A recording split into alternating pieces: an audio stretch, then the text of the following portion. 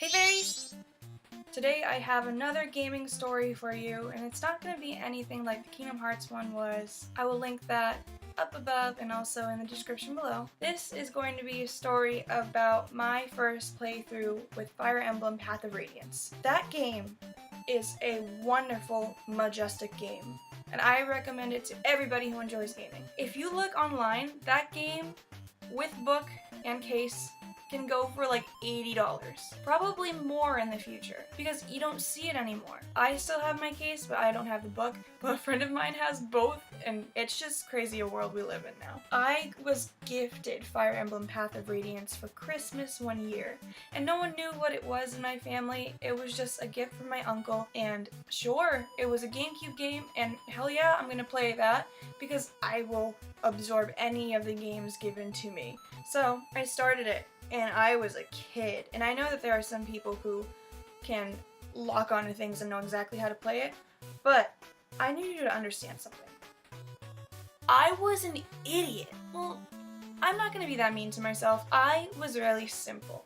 I enjoyed games for what they looked like and how much fun I could have in them. Like Smash Bros, I never took competitively. Me and my siblings would just spend the day taking pictures or acting things out, and it doesn't make any sense, but that's what we would do. We wouldn't even play it on regular Melee, we would always play it on small. Yeah, we would always play it as miniature. You know, that mode in Melee? Anyway. And so, I didn't know how to play Fire Emblem, but I loved it anyway. It was such a fun game, and it taught me a lot. It made me go into 7th grade and learn about history and wars, and I knew the word seize when nobody else did, and I was so proud of myself, and I said, I know that word because of a video game. It means to take over a spot by, that game holds a very special place in my heart. But the thing is with that game, we didn't beat it on our first playthrough. And that's because, in me fashion, I did something stupid. Let me start from the beginning. Literally the beginning, because this is where I make all my mistakes, right? So, in the beginning, you're fighting your father, and then eventually you have to go into town and defend whatever it is, Fire Emblem game. And, Ike was the main character, right? Well, I don't want my main character to die, so you know what I'm gonna do? I'm gonna let my strongest character hold him. For every chapter, every single chapter, I made sure that Titania was holding on to him tight. And Titania was a beast. Her and Oscar, I don't think Oscar survived my first playthrough, actually. No, he did not. I didn't realize that once they die, that's it. And I also didn't realize, hey, they could also not die if you were actually skilled enough. I didn't realize that till my next playthrough. But continuing on, Titania was a complete beast. And so she would hold Ike, and that would deplete some of her stats, but she was still beating everything. She was a force to be reckoned with, and I loved that about her. She was one of my favorite characters. Soren is my favorite character, so he got pretty strong. But not really strong, because I did not take him as seriously, because he's a mage and could get killed in essentially one hit if he was in head-on combat. But Ike was the one I kept in Titania's lap for all of the game until one fateful chapter in which you meet Leanne in the Serenes or Serenes forest. I don't know how it's pronounced. You can correct me in the comments below. Automatically, Ike is forced to hold Leanne in one of the chapters. And that just ruined me. Because Ike can't do anything. It's chapter 17. And he's gone through all of these chapters weak. He's still at chapter 1 level. And that is so bad. That's so bad if he needs to fight all these people. Eventually, I came up with a strategy, far in the future, of how to beat it.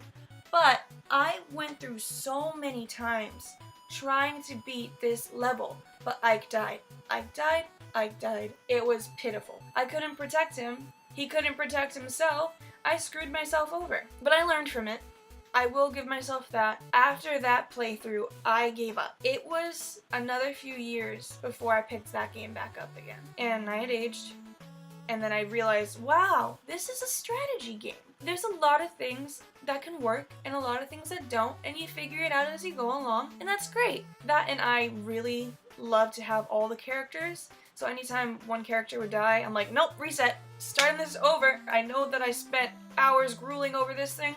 Starting over. So in this playthrough, Ike was a beast. Soren, I didn't just give him Master Seal when he was like level 14 or something. Instead, I waited till he maxed all the way up and then was able to level up naturally. I let everybody get as strong as they could. Oscar survived. Wow. Oscar alive. Proud of myself. Then once I got to that level, I was able to force myself up to the corner of the map. Like, you start in the middle of the map, and it's a pretty decent sized map. But if you force yourself to the top left corner, there's this little spot that you can hide Ike if you really need to. And it's in one spot. Then it's like a 2 or 3 spot in front of that. So you can just surround him with your strongest characters. Basically have Soren and Rice here. Oh, sorry, I pronounce it Rice. I know that's not correct, but as a kid, I read things wrong. So we called him Rice. We being my siblings and I, and whenever he did well, we would chant, "Rice is nice with some spice. Rice is nice with chicken and beans." I don't know if you can hear the crickets right now, but it really summarizes my sense of humor back then. Anyway, so yeah, you'd have Ike and then surround him with the mages and the priests, and then have my warriors and paladins and everybody able to beat them up. And I think I used Titania. I probably used Oscar. Ooh, I definitely used maybe Rolf or somebody with a bow and arrow. Because Rolf is not that strong. I'm sure you could get him really powered up, but I don't remember ever getting him that powered up. Because like you can only play a certain amount of characters each chapter, and so it's really hard to get them on an equal standpoint and not leave any characters out level-wise. If that's possible, I'll be amazed. I would love to hear about that.